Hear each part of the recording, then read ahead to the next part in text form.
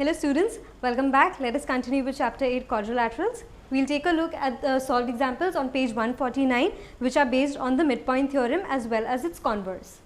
So, we have been given for solved example number 7 that in triangle ABC we have DE and F as the midpoints of side AB, BC and AC respectively. We need to prove that this triangle out here is divided into 4 equal triangles by joining the points D, E and F. So, we have joined these points D to E and F and E to F. So, if you can see, we can see 4 small triangles. So, by looking at it itself, we can say that yes, there are 4 triangles, but we need to show that these are 4 equal triangles. So, first of all, if you notice, according to the midpoint theorem, D and F are the midpoints of AB and AC respectively. Therefore, what can I say? That DF is parallel to BC and DF is also equal to half of BC. So, half of BC is BE and EC.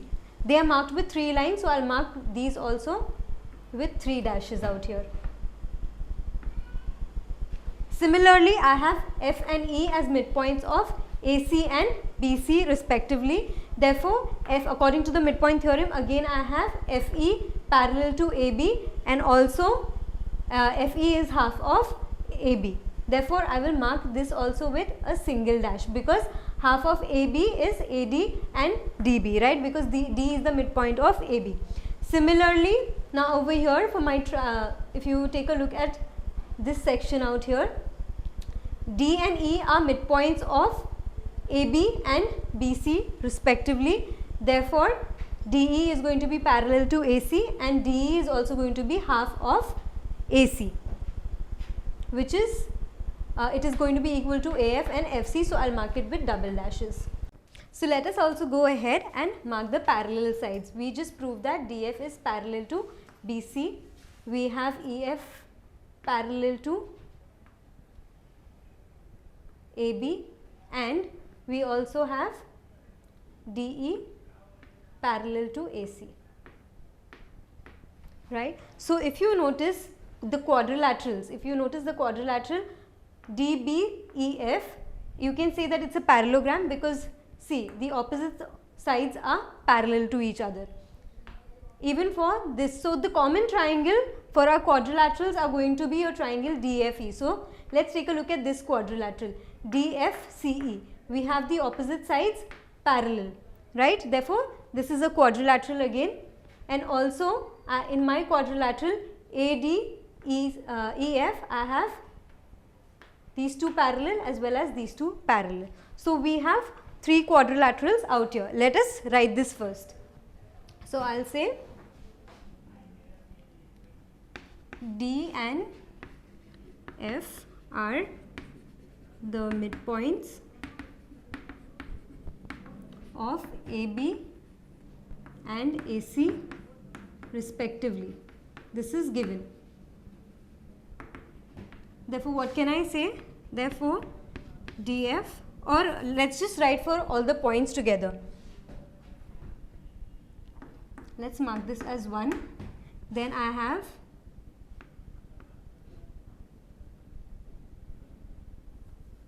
so for this triangle ABC out here, and again I have E and D are the midpoints of BC and AB respectively. Again I will say given, I will mark this as 2. Then I have E and F are the midpoints of BC and AC or CA respectively. Again this is given.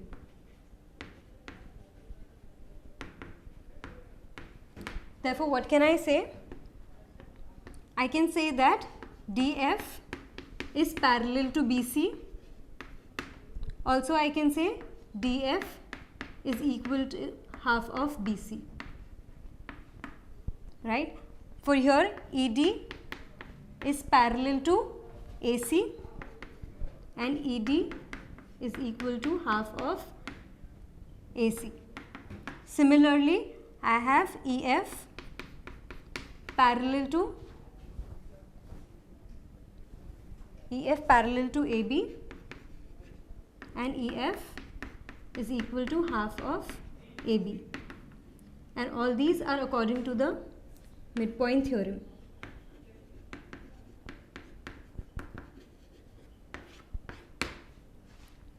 Let's mark this statement as 4.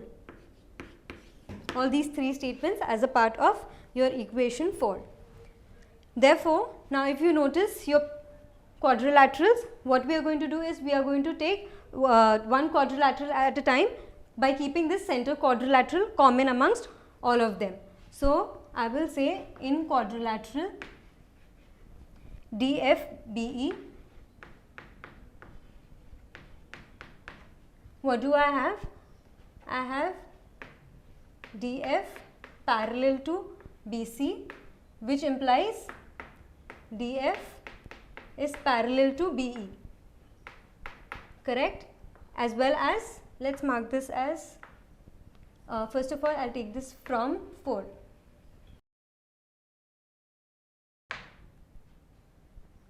This is quadrilateral DFEB.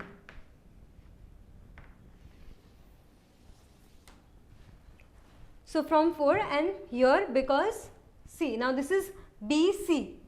Where is my BC? My BC is here. E is lying on the line segment BC. So I'll give the reason that E lies on BC. And also, what do I have? I have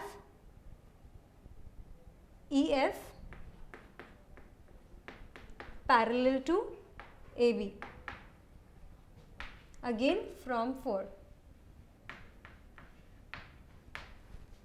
So this implies that EF is parallel to BD. Why? Because D lies on AB. So let's mark this as 5 and this as 6. So what do you get from 5 and 6? That my quadrilateral DFEB is a parallelogram. Therefore, quadrilateral DFEB is a parallelogram. Let's mark this as 7, and here you have the opposite sides parallel, which is why DFEB is a parallelogram. So I'll say opposite sides are equal, opposite sides are parallel, and then I mark this as 7. Similarly, you can say that quadrilateral DECF is a parallelogram and quadrilateral ADEF is a parallelogram. So I'll say similarly, I have quadrilateral DECF and ADEF are parallelograms.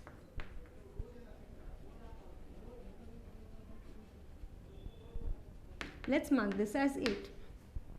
So now if you observe your parallelograms, let us draw the huge parallelogram, just one of these, DFEB.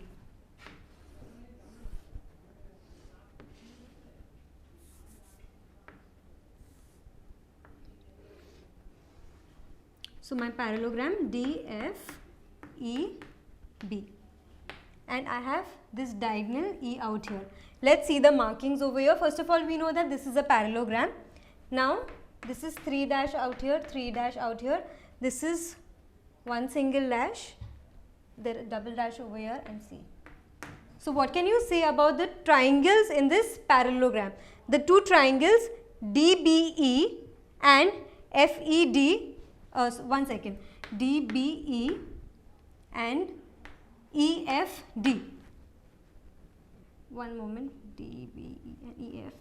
Yes, DBE and EFD are congruent to each other by the SSS test of congruence. Similarly, here we will have two triangles congruent, and here you will have two triangles congruent. So this triangle, if you see, it's congruent to this triangle plus and this triangle as well as this triangle. So let's mark the number of triangles, congruent triangles that we have. We have 1, we have 2, we have 3, and we have 4.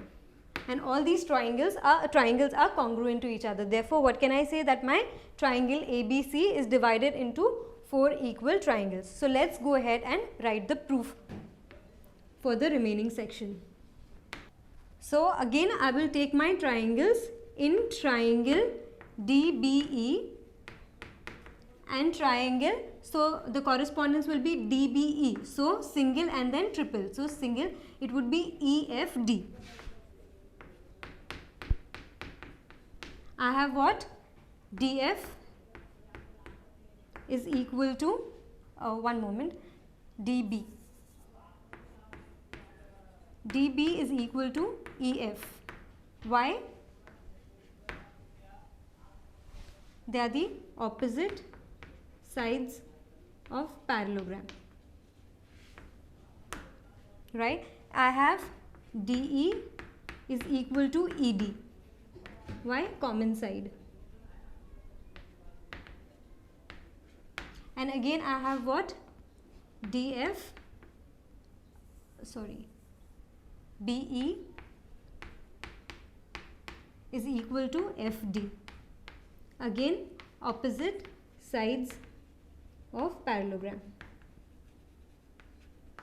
Therefore, triangle DBE is congruent to triangle EFD by SSS test of congruence.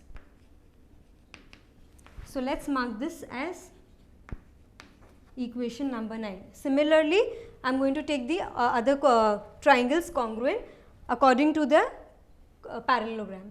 Similarly,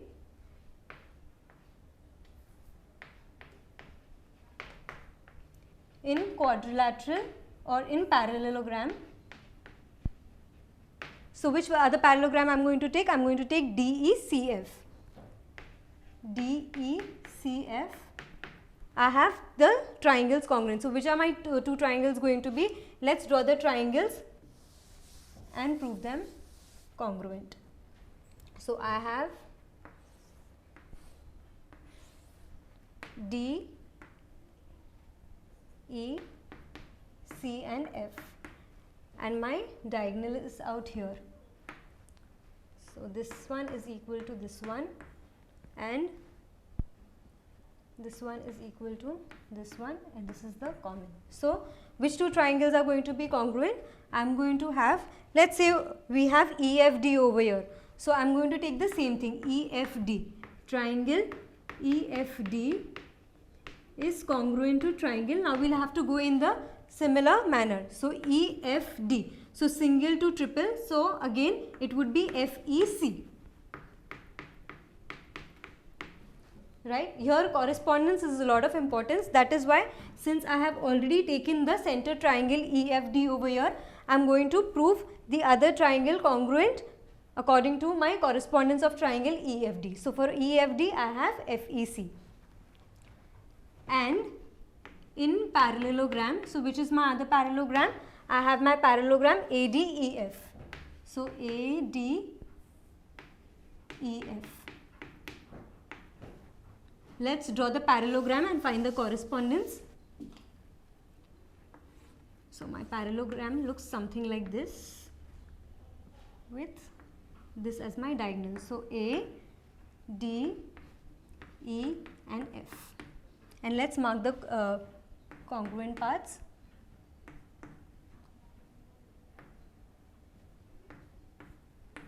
So, again I am going to take triangle EFD. So, I have triangle EFD congruent to triangle. Now, let us see the correspondence. I have single then triple. So, again ADF. Let us mark this statement as 10 and this as 11. So, what do you get from 9, 10 and 11? That triangle EFD is equal to triangle DBE is congruent, which is congruent to triangle FEC, which is congruent to triangle ADF. And I will say from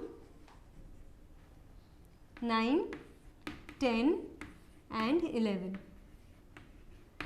But all these triangles are different and they all lie in my triangle, main huge triangle ABC. Therefore, what can I say?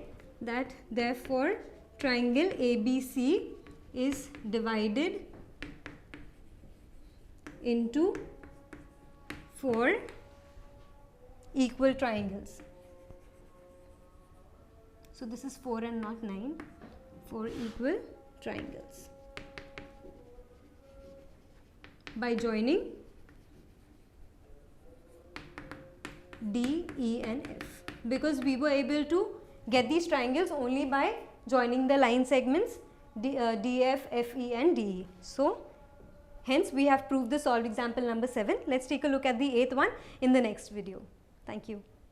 Hope this video increased your knowledge. For more such videos and a completely free educational content, log on to www.epathshala.org or visit our ePathshala YouTube channel. We have each and every question solved for maths, physics, chemistry and biology. So subscribe our channel, share with your friends, like our Facebook page and follow our Twitter handle for regular updates and important educational tips, and also win ePathshala goodies.